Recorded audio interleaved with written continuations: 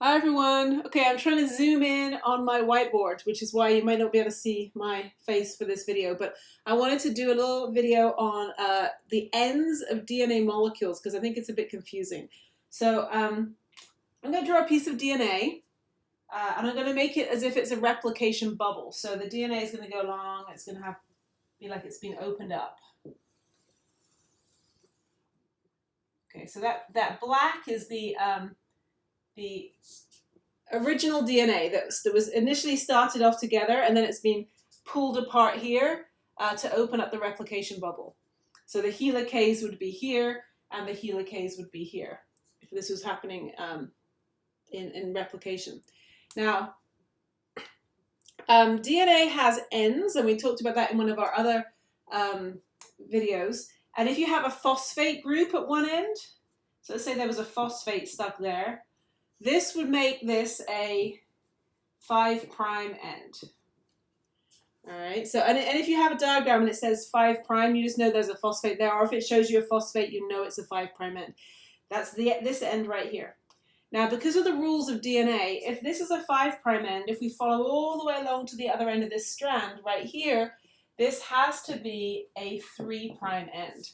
That little line means prime. So this is a 5 and that's a 3. All right.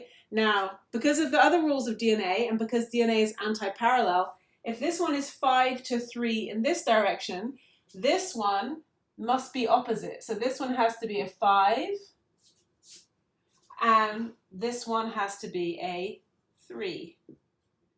All right. So in this example, all I was really given was one end. Like I said, okay, this end is a 5' end. From that, you can figure out all the other ends here. If that's a 5, this has got to be a 3, because if that's just how it goes, 5 on one end, 3 on the other. And if that's a 3, the opposite strand has to be a 5, because we know they run opposite to each other. So this is a 5, and then this one has to be a 3. Okay, so that's one way you can look at ends of DNA. Now, if I was going to be building new DNA in this replication bubble, so let's say I've got a new piece of DNA that I'm building here. I'm making new DNA. This is my old DNA in black, and this is the new DNA that I'm building in red. So this arrow head should imply to you that this is being built in this direction. Like I'm adding more nucleotides here. It's getting longer this way. And if I'm adding nucleotides, this has to be a 3' end, because that's the only end that the DNA polymerase 3 enzyme could add on to, which means this has to be a 3' end right here for this little red arrow. If I go back to this end, this has therefore got to be a 5' end. This is the new DNA that I'm building.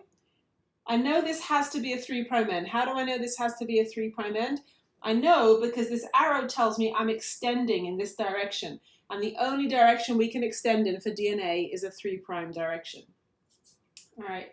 Now, this is good if we're trying to build this piece here, because we can just keep adding on to the 3' end. But let me see what's happening here. What would make sense if I was really want to do this efficiently and logically would be I'd also want to build this piece here, because I need to copy both sides. I need to copy this side here, and I need to copy this side here. But I can't do that with the arrow on this arrow right here, because if this is a 3, what must line up to it is a 5, which means this must be a 5 right here. And we know that we can't build on a 5' end. A 5' end is like a dead end. You can't make it any longer. We don't have any enzymes to add on to a 5' end. So we can't build here. We know this is a 5' end, which means this end must be a 3' end. And I can build this way. And so that explains why when you do DNA replication, one side is leading because it can just chug away in the right direction all the way. This would be the leading strand. But one can't go this way. You'd want it to go this way, but you can't because this is a 5' end and it can only go that way. And that's why it's always lagging behind. it has to build this, and then it has to go back and build this, and it has to go back and build this, and it's always kind of backfilling and playing catch up. This one is always leading the way because it's heading in the right direction just naturally. So these ends are super important. If we look on the other side over here, so if we're going to have a piece here up along this side here, if this is 3, this end here is going to be 5 because we're lining these up, like these nucleotides are lining up with these nucleotides. All right. So if this is a 3, this has got to be a 5. And we know that we can't build this way because we can't head that way on a 5' end. So we're going to have to go this way. All right. Down. So this is going to have to end up being lagging on this side. The bottom one, it's a little simpler.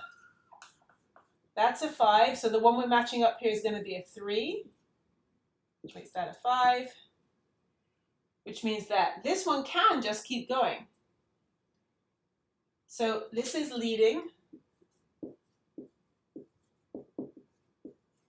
and this is lagging. And on this side, this one is leading,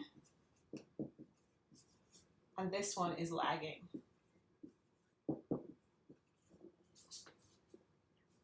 So it depends on which side of the center line you're looking. On this side, the top is leading, the bottom is lagging. On this side of the center line, the top is lagging and the bottom is leading because of the way this is all kind of going in both directions at the same time. It's a bit complicated, but I hope this makes it maybe a little easier, or you can look at this a few times and figure it out. So, bye.